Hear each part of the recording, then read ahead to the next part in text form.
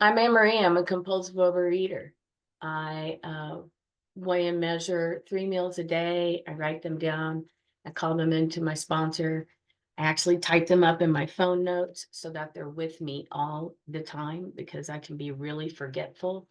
And after eating the same thing all week, and then I change it up on the weekends, I forget. Anyway, my abstinence date is 1/29/22. And you have to pardon my shaky voice because for some reason I'm getting emotional just now. Um, a few photos here. Sorry, let me manage this technical part. This Marie is a little bitty baby, no problem weight wise. Middle school, high school, out of high school. Pat Benatar called and said she wants her pantsuit back. Then I got into recovery in NA. And you could tell I put the drugs down, but I must have picked the food up. And then I probably transferred it to shopping because even though I was a big girl, I could still find really nice clothes. And then I found Gray Sheet, and the first time, that was about 17 years ago. And I turned into a fitness buff. And uh, sole reason I did Gray Sheet then is so I could find a man, get a man in my life. And so I found a man and then I got pregnant. And that was me after being pregnant. And then I left the father as it didn't work out. And so I got my revenge bod back. Look at those arms, even though it's a silly face. And so there's the slim side.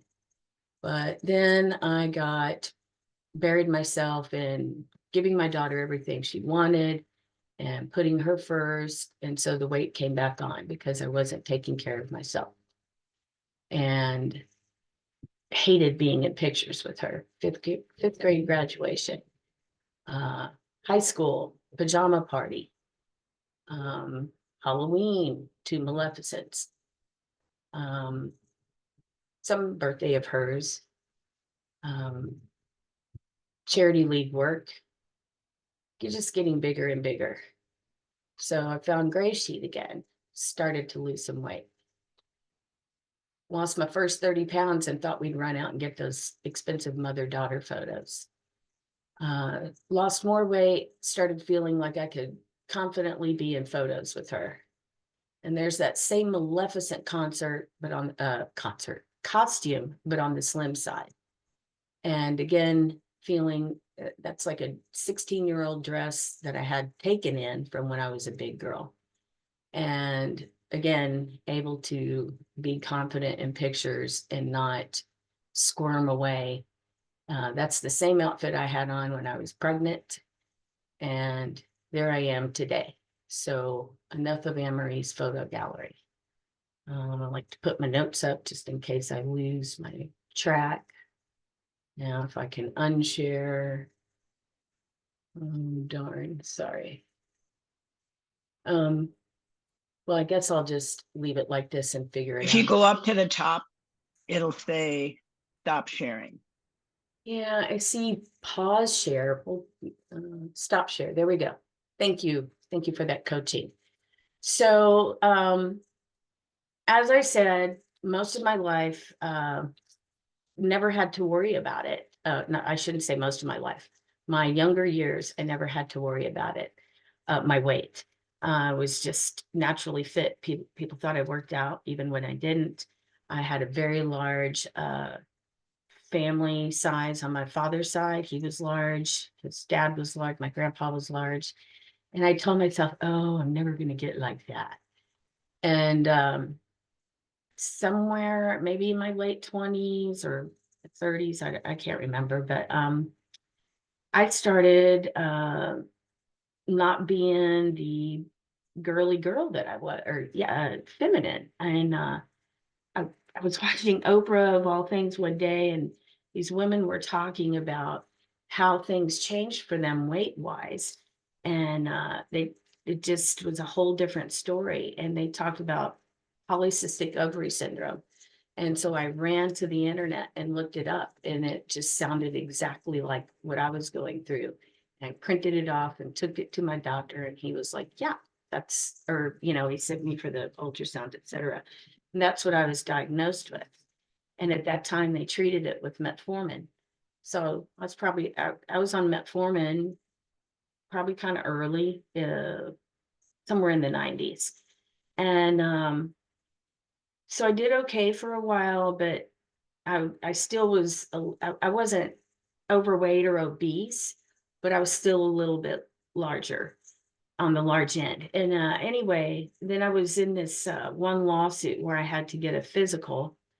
And I remember reading afterwards, and it says presents mildly obese. And I was like, oh my God, I'm in a sentence with the word obese. It just felt uncomfortable. Um, so like I said, I was an addict, and even with using drugs, even with taking metformin, I was getting large. Like I said, I got into recovery. I transferred it to shopping. When I couldn't afford shopping, I transferred it to food. I decided at some point, I really wanted a relationship. If I'm attracted to buff fit guys, then maybe I should get back to being buff and fit.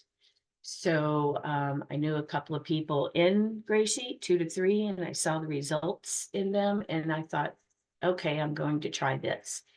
And it did work.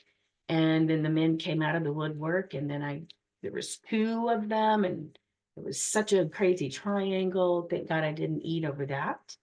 But then I got involved with one who had 2 children, and being around all the children food. And when I got pregnant, they said, oh, you've lost too much weight for the baby's brain development. And I used that as my free pass, my free ticket to fall off the food wagon. And so somewhere in there, I started not being honest with my food sponsor. I would call and I would say my food. And if, there's some food sponsors that they just take your food and say bye. And there's some that talk to you for a little bit. And if I could just get get through the reporting my food and get off the phone, it was like, it would go by fast, and I wouldn't sit in the fact that I was not being honest. So that happened. And I don't know if it was after I had the child or something, we had a conversation. It was like, obviously you're not being honest about it.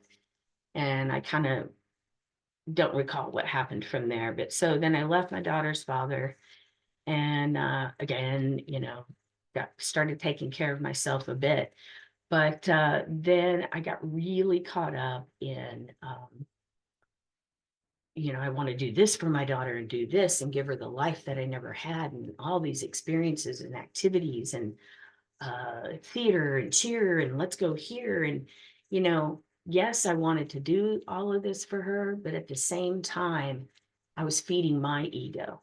Uh, I'm the cheer mom, I'm the cheer coach, and look what I can do, and look, we're involved in this, and etc. And I wasn't taking care of myself. I could sure, muster it up to get out there and look presentable for a little bit, presentable as presentable as my large self could look. And I guess I kept that up for uh, some years. At one point, obviously was diabetic, and gosh, I'm thinking almost 10 years ago, my endocrinologist put me on Ozempic 10 years ago, not recently when everybody's doing it for weight loss. She put me on it 10 years ago, and still you see how big I was in those pictures. So I almost find it offensive now when people hear I do Ozempic or still take Ozempic, and they think, oh, well, that's how you lost your weight. And I'm like, no, not at all. Anyway, I was burying myself in work to pay for all these activities, not taking care of myself. And I got pretty large again. That's 5 minutes. Thank you, Karen. I got up to 229. Somewhere in there, I decided to start doing Gray Sheet again. I got a sponsor. And when I called her, the first thing I said is, I'm afraid of messing up or not being able to do it and falling back into, afraid of failure and falling back into not telling the truth. And it took me a whole year to, in the first year, the most I could get was 30 days in a row. I was having meltdowns and explosions with my child yelling, and she had enough and went to live with her dad, and I was devastated. Y'all heard me whine about it for a while. And then, you know, after about 48 hours, I shifted into acceptance, and I realized my God did for me what I couldn't do for myself. It allowed me to live alone and weigh and measure my food again and take care of myself and put myself first again. Um, and fortunately, with the help of all of you and me showing up to these meetings regularly and listening to others, and the patience of my sponsor, um, even when the two of us would butt heads, we'd find our way back together. Um, I don't know why I'm getting emotional, but thanks to this program, my daughter moved back in October.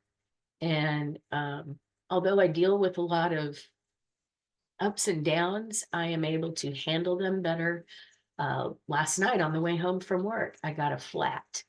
And instead of having a meltdown and having a temper tantrum in my car, I called roadside assistance. I called another roadside assistance that's on the back of your license. They don't service toll roads. So I called another toll road roadside assistance. And I just, I knew I'm not going to get home for a while. Thank God I had all these drinks in my car because I carry them like a pacifier. When I travel, I I went to Chicago. I packed apples for every day in my luggage. I had weighed and measured my cherry tomatoes in Ziploc bags to take with me. It's so inexpensive because I have my food with me and I don't have to eat out a lot. I've learned plan, prepare, and protect. My sponsor was nice enough to give me one of those little three-legged scales that I can take any and everywhere with me. I did recently have some issues at work. I work in a treatment center and I weigh and measure my food, and it's a 12-step program. So I thought, well, yeah, I work a 12-step program on food. And then I was asked not to speak about my food program because it could be a trigger for someone else. And at first I was offended and thought I was being picked on. It can be. I had just admitted a client who just had bariatric surgery. So if the X's that they bring into that facility trigger me and I have to stay away from the dining room, then why wouldn't my weighing and measuring be a trigger for someone else? Now, I did have to write an email and explain this isn't, because I was told no restrictions or not to talk about my restrictions. And I made it clear that this is not about restrictions.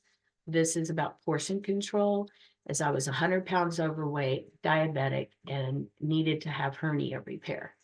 So I was still allowed to use my scale, but then about a week or two later, I was told not to. So it is what it is, and I still put one foot in front of the other and do what I need to do. When I start to feel wobbly or wonky, or realize I licked my finger or one of those bad habits, I immediately tell my food sponsor because I want to tell on myself and let them know that, hey, I noticed this, uh, to be aware. And also because I don't want to carry the guilt around of, well, I don't want to be doing, the guilt festers. And if it festers, then I'll eat over it because I don't feel good about myself. I like the way I carry myself. One of the reasons I showed the pictures is I feel you can see the lack of self-confidence to the self-confidence I have again today. My life is full again. And I just thank y'all for the opportunity.